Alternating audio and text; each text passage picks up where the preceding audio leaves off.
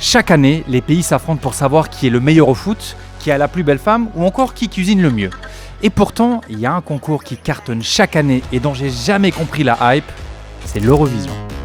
Alors quand on parle Eurovision, certains vont te parler des tenues improbables, des chorés vraiment approximatives ou encore des pays qui s'envoient des points entre eux en fonction de leur kiff politique. Oui, mais pas que. En 2024, le show a été suivi par plus de 200 millions de personnes. Je sais pas si on se rend compte, mais c'est presque le double du Super Bowl. Du coup, cette scène de 3 minutes où 5 Lituaniens se font kiffer de débarquer en caleçon à paillettes, elle peut clairement faire exploser des carrières. Et peut-être que vous êtes comme moi, vous comprenez pas forcément l'événement qu'est l'Eurovision. Mais les amis, cette année en 2025, l'Eurovision va se passer ici, en Suisse. Donc l'objectif de cet épisode, il est clair. On va enfin comprendre la hype de l'Eurovision. Les amis, je suis actuellement à Madrid et on est pile poil un mois avant la grande finale de l'Eurovision. Et en fait, il y a une espèce de tournée qui s'organise avant la grande finale où les artistes ils vont en Angleterre, en Hollande, en Suède et aujourd'hui en Espagne pour faire ce qu'ils appellent des pré-parties. En gros, ils font le show de l'Eurovision, mais avant l'Eurovision, c'est un peu pour les fans hardcore. Mais c'est parfait pour moi parce que ça va me permettre de prendre un peu la température et de comprendre un peu mieux cet univers. L'Eurovision pour moi, c'est 180 millions de téléspectateurs. Le plus grand show musical au monde. C'est une scène qui te donne 3 minutes à disposition pour faire entendre ta voix. Mais moi, tu m'as mis la pression. Voilà. Allons-y, qui va gagner? Jean-Marc, dis-moi, qu'est-ce que la compétition de l'Eurovision? C'est dans chaque pays la sélection d'une chanson en passant par des demi-finales, on en prend 10, sauf pour les grands pays, 50%, et un vote jury. Il y a même un vote reste du monde. Et ça fait la chanson qui a gagné. Bon, je crois que le plus simple, c'est que je vous explique. L'Eurovision, c'est un concours où 37 pays envoient un artiste ou un groupe pour les représenter. Ces artistes montent sur scène, chantent en live une chanson de 3 minutes maximum. Et ensuite, c'est la guerre des points. Chaque performance est jugée à la fois par une délégation de chaque pays et par le public qui vote directement depuis chez lui. Et évidemment, on n'a pas le droit de voter pour son propre pays. En gros, le but pour les artistes, c'est de récolter le plus de points possible pour gagner. Et le gagnant, l'année d'après, organise l'Eurovision dans son pays. Et si vous avez suivi, ça veut dire qu'en 2024, c'est bien l'artiste suisse Nemo qui a gagné. C'est pour ça que cette année, ça se passe ici. Bref, c'est un peu la coupe du monde de la musique, sauf qu'il y a beaucoup plus de paillettes et qu'à la fin, ça lance des carrières. Et avant cette finale, les pays s'affrontent dans 2 demi-finales. Et cette année, on n'a pas besoin d'aller en demi-finale pour la Suisse puisqu'on a gagné l'année dernière et c'est Zoémé qui va nous représenter avec Voyage.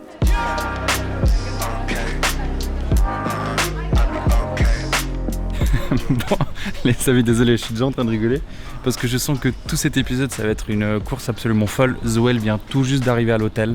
Elle est sortie de l'hôtel, il y a plein de gens qui lui ont demandé des photos, etc. Vraiment, moi, c'est la première fois que je la voyais, Zoé, je l'avais jamais vue avant. Et là, elle se retrouve à Madrid, à sortir de son van, à descendre, à avoir plein de gens qui lui demandent des photos et tout. Vraiment, je crois que moi, j'ai encore du mal à assimiler que Zoé, c'est une future star. C'est assez drôle. Yeah, I listened to your song. I started sobbing, like it was so beautiful, it was so pretty. We love you so much.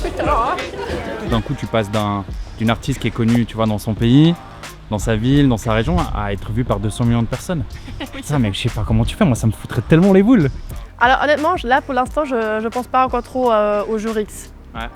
Dans le sens, là je me dis, oh wow, 200 millions de personnes vont me voir, mais c'est tellement irréel encore, tellement loin, que ça ne stresse pas encore.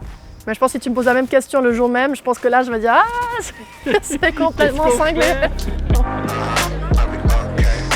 Tu sais que tu as 200 millions de gens qui te regardent. Le public qui est dans la salle, oui, c'est sympa, il y a de l'ambiance et tout. Et puis là, ce sera génial parce que tout le monde va être derrière Zoé et tout. Mais tu as 200 millions de téléspectateurs. Je veux dire, il y a quand même une pression. Souvent, les artistes te représentent eux-mêmes. Mais là, tu représentes un pays. Les amis, on vient tout juste d'arriver à la conférence de presse. Je vous cache pas que je découvre le programme en même temps que vous. Mais apparemment, les artistes m'ont passé là juste devant. Là, il y a tous les journalistes qui sont prêts. Il y a vraiment des médias de partout. Je vois la télé espagnole, portugaise, anglaise, suédoise. C'est dingue, c'est dingue. Et dites-vous qu'on est un mois avant la finale. Là, c'est vraiment genre l'apéro. Là, il y a la conférence de presse, donc il y a tous les journalistes qui sont là derrière, alignés. Ensuite, juste derrière moi, là-bas, il y a tous les artistes qui sont en train de tourner des TikTok, faire des selfies, des chorégraphies, bref. Et ils se font appeler les uns après les autres. Ils vont devant tout le monde et ils posent. J'ai jamais compris ce concept. Allez, il y en a un qui arrive là.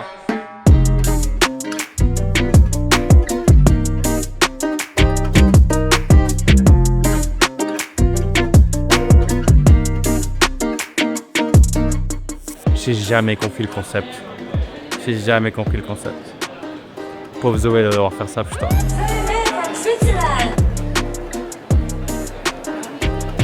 Comment tu vis un peu toi, ce changement de vie un peu que t'as? Ça t'arrive des fois de faire un peu pause, de sortir de ton corps et de dire « Waouh, ce que je suis en train de vivre n'a aucun sens », tu vois? Alors complètement, les gens, par exemple, quand je lis un article qui dit Zoé Mé va faire l'Eurovision, je me dis ah purée, Zoé Mé va faire l'Eurovision. Mais c'est comme si c'était pas moi. Je me dis ah ouais, c'est trop cool, genre je suis trop fière pour la meuf, mais Ouais. j'arrive pas à me rendre compte que c'est moi qui va être sur scène. Ouais. Des fois, tu as des artistes qui sont déjà installés, qui sont déjà des stars, etc. Tu en as d'autres qui sont connus, mais que chez eux. Tu as souvent ce truc où les artistes ils passent de nobody à star du jour au lendemain. L'exemple, c'est John Steers, parce que John Steers, il était déjà un peu connu chez nous, mais fondamentalement, là, il y a plein de gens qui le demandent partout. Il a une maison de prod maintenant aux États-Unis, il est dans les pré-parties alors que c'était il y a 2 ans, tu vois. Toi, John, en 2020, quand tu as participé à l'Eurovision, comment tu as géré cette intensité, un peu ce truc d'être baladé à gauche, à droite? En fait, ce qui est dur, c'est l'énorme intérêt social d'un coup, ce qui est difficile à doser. Avant de partir à l'Eurovision, on a fait 50 interviews en 3 jours. Ouais. Voilà. Et comment ils vivent, tu dirais, ces sollicitations, ces artistes? C'est très compliqué. Il faut s'imaginer que c'est le monde entier qui vient tout à coup poser des questions à des artistes. Et puis quand ils sentent que l'artiste est favori, il y a encore plus de pression. S'il n'y a pas des gens qui mettent un cadre, c'est pas gérable pour l'artiste. Alors, là, c'est un moment très spécial. Ils ont fini les shootings et en gros, chaque table, il y a des petites tables où ils ont le nom des pays et l'artiste doit venir à cette table et en fait, les médias viennent à lui. Et du coup, il y a des artistes qui sont autour de leur table et personne ne veut leur parler. C'est horrible. C'est horrible. Les Suédois sont juste derrière moi et eux, ils sont bien favoris, donc il y a pas mal de personnes autour d'eux. Donc ça, c'est un indice quand même un peu de la popularité des gens. C'est dur. Mais bon, Zoé, on lui parle. C'est le plus important. Je suis content. En quoi c'est game changer pour un artiste l'Eurovision? T'as senti un avant-après pour toi? Ah bah évidemment. L'Eurovision m'a permis de signer dans un label et sortir mon album, de faire des dates bien plus grandes. Plusieurs dates en France, j'ai fait des dates en Espagne, j'ai chanté à la télé en Espagne, j'ai chanté, j'ai chanté un peu partout quoi en fait. Ça m'a vraiment propulsé complètement et même en termes d'écoute, on est à plus de 50 millions de streams. Ça a changé ma vie par rapport à ce que je faisais avant. Le nombre de gens qui me connaissent aujourd'hui par rapport à avant, c'est le jour à la nuit. Je pense que ça change complètement ta carrière. Parce que même si tu n'en as pas envie, les gens vont toujours t'identifier comme « Ah, t'as fait l'Eurovision », quoi qu'il arrive. Mais maintenant, c'est bien parce que l'image de l'Eurovision est bonne. Il y a encore quelques années, ça lançait pas des carrières et ça pouvait complètement infirmer une carrière. C'était un risque de venir. Comme l'industrie musicale, elle était complètement désintéressée de ça, tous les grands groupes, Universal, Sony, Warner et autres, pour eux, ça n'avait pas d'intérêt. Aujourd'hui, ils sont là. Ils sont tous là. Ils sont tous fiers de dire « Moi, j'ai 7 ou 8 artistes chez moi. » Tu vois? Donc, eux, ils vont jouer ce rôle-là de suivre ensuite. À partir du moment où tu fais l'Eurovision, tu vas avoir une major, c'est sûr, avec toi. Donc pour la plupart, tu dirais qu'il y a vraiment ce coup de projecteur qui est... Tu peux pas faire mieux quoi. Tu peux pas faire mieux, mais c'est le plus risqué. Regarde Maneskin. Maneskin, le coup de projecteur, ça leur a permis de faire une tournée mondiale, mais là, ils se sont déjà provisoirement séparés parce que ça épuise aussi. Donc il faut savoir qu'est-ce que tu en fais. Il y a des gens qui ont gagné l'Eurovision qu'on a complètement oublié, puis des gens qui ne l'ont pas gagné, qui sont au firmament, quoi.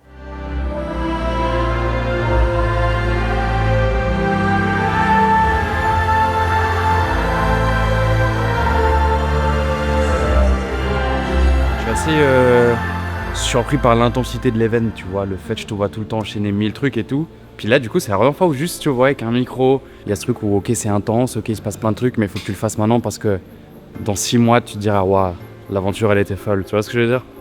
Ouais, c'est ça. Puis c'est aussi ce que les autres artistes qui ont fait l'Eurovision m'ont dit. Ils ont dit, en fait, quand tu fais l'Eurovision, t'as l'impression qu'il y a plein de choses qui se passent tout le temps, t'es fatigué, et puis des fois, t'en peux plus.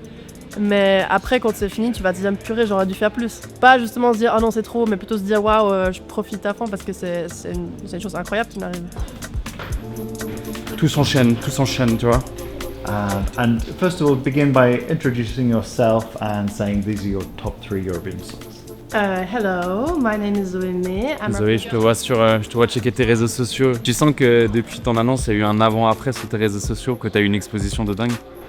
Alors j'ai plus de gens qui me suivent, ça c'est sûr. Là je dirais genre tout ce qui se passe depuis les premières annonces jusqu'en mai, c'est vraiment les vrais fans Eurovision qui... Ouais, les fans qui hardcore. commencent à te suivre, ouais, les fans vraiment qui écoutent qui regardent chaque année Et on met, c'est un peu tout le reste du monde. On met, c'est genre les 200 millions de personnes qui seront vers l'Eurovision et puis... Bon, faut qu'elle file. Elle a un autre interview.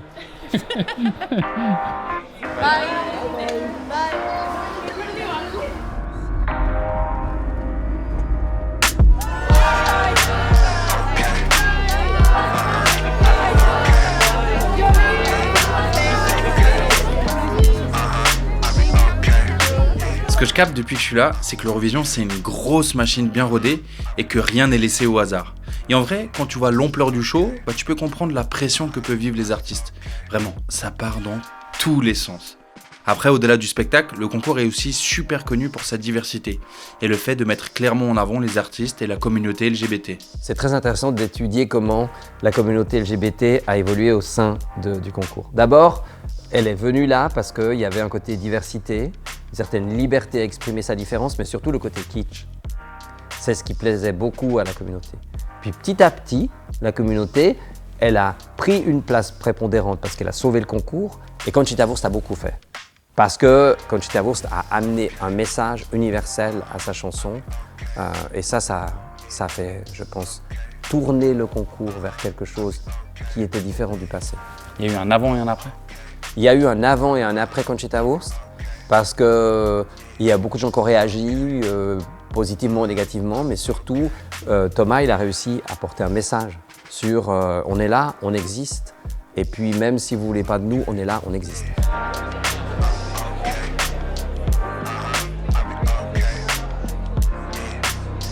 C'est quand même drôle cette ambiance avec tous ces artistes, parce qu'il faut quand même vous dire qu'il y a 37 pays. D'ailleurs, il n'y a pas que des pays européens. J'ai vu qu'il y avait l'Australie, ne me demandez pas pourquoi, l'Azerbaïdjan, l'Arménie, la Géorgie, ou encore même Israël, dont la participation a été très critiquée ces derniers temps. Donc à la fois, tu as ce truc de compétition où tu as l'impression que c'est un peu du chacun pour soi, mais tu as quand même un peu cette ambiance de copains. Je pense qu'on est un peu dans un entre-deux. Il y en a certains, c'est plus la compète, et d'autres sont juste contents d'être là.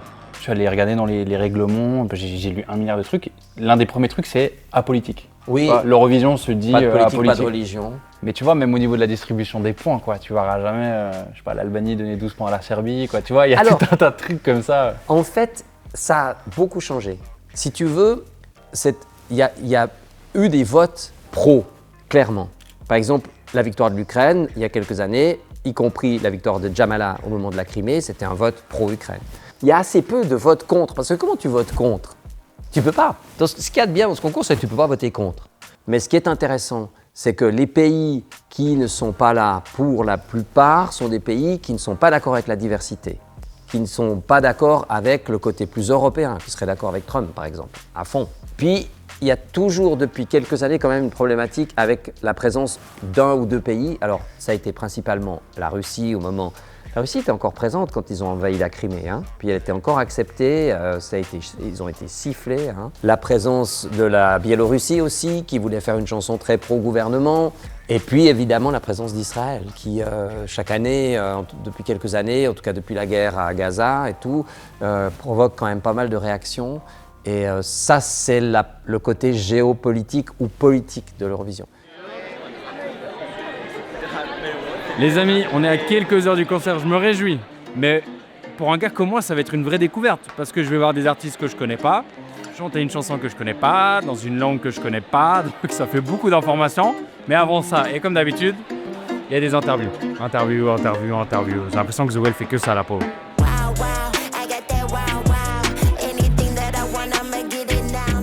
Il y a trop d'informations pour moi. Je vois un Zoé, à chaque fois que quelqu'un vient la voir, c'est « Oh, j'aime trop ta chanson, je veux voter pour toi, je t'aime trop, bonne chance ». Et après, elle part, il y a un autre groupe qui arrive et ils disent pareil « Oh, j'aime trop, je t'aime trop et tout, machin ». Donc, je pense pas que c'est fake, mais je pense que les gens qui sont ici et qui sont en mode hardcore fan, juste ils kiffent le concept, quoi, ils kiffent faire partie du truc. D'ailleurs, dites-moi en commentaire ce que vous pensez un peu de l'Eurovision. Est-ce que vous êtes des fans hardcore? Est-ce que vous avez jamais regardé? Est-ce que de temps en temps vous tombez dessus? Ça m'intéresse de vous lire. Thank you so much for it. Yeah, and I really can't wait. So I will vote for you and root for you. Yes. Zoé, s'il te plaît, je peux avoir une photo sous ta voix. Mais tu dirais qu'il faut regarder l'Eurovision au premier ou au second degré? Non, il faut la regarder à tous les degrés. Moi, je la regarde au premier degré, mais c'est aussi mon métier. Mais je pense que la regarder au deuxième degré, comme on écoute la musique souvent au deuxième degré. Parce que sinon, t'es pas assez ouvert si t'écoutes la musique que au premier degré. C'est pour ça que je pense que le deuxième degré a son rôle, mais dans le positif, quoi. Bon, toi, ton commentaire, j'ai aucun doute, tu tiens ton rôle, mais je pense que la plupart des gens, quand ils sont devant leur télé, ils se disent, mais tu vois, la Finlande, là, c'était quoi en 2006, là, quand ils étaient en mode ogre Ouais. et tout, machin, hein. Tu penses que les gens, ils se disent quoi quand ils regardent la télé à ce moment-là? Les gens, par exemple, quand il y a eu l'ordi, il y avait des enfants qui couraient dans leur chambre. Hein. Il y a des chansons qui se prêtent à ça. Et ça qui est bien, c'est qu'il y a des chansons qui se prêtent, puis d'autres moins. Voilà. Moi, si je regarde l'Eurovision comme ça, que je dois pas le commenter, bah, je ferai des remarques que j'oserais pas faire à l'antenne. Hein.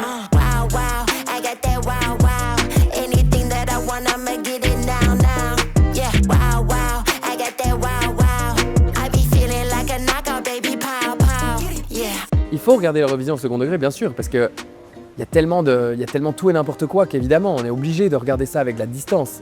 C'est comme un festival en fait. C'est comme, on va voir cette scène, oh j'aime pas trop, bon on regarde quand même une, deux chansons, on va voir le suivant. Enfin, et à la fois, on peut le prendre de manière extrêmement cartésienne et se prendre un papier et se dire, bon, je vais mettre les points et voir qui est mon gagnant. Et ça, j'adore aussi comme expérience. Et j'ai beaucoup de gens qui me parlent de ça, qui me disent, ah bah moi l'Eurovision à chaque fois, parce que ma copine ou ma maman ou mon papa, mon grand-père, bah, bref, est tellement fan que du coup on prend une feuille et puis on note, on va noter chaque prestation et on va regarder, toi t'as trouvé comment? Ok bon, on en parle après. Et c'est rare ce genre de concept comme ça avec un budget pareil, je veux dire, c'est énorme comme show. Les amis, 2h du mat, beaucoup d'informations.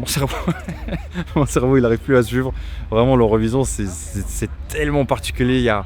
C'est vraiment un univers qui est vraiment spécial. Mais j'ai kiffé parce que si je suis venu ici, c'est pour en apprendre un petit peu plus. À vous aussi, si vous connaissiez peu ou pas l'Eurovision, c'était vraiment l'occasion de enfin se dire ok. Après cette vidéo, je capte l'Eurovision, je capte le concept. Dites-moi d'ailleurs si vous allez regarder la finale. Moi, je pense que je vais le faire depuis chez moi, chill. Je vais la regarder vraiment très second degré et on va soutenir Zoé, ça pour sûr. En tout cas, j'espère que vous avez kiffé cet épisode. Abonnez-vous et likez la vidéo si ce n'est pas encore fait. C'était Sacha. Bye.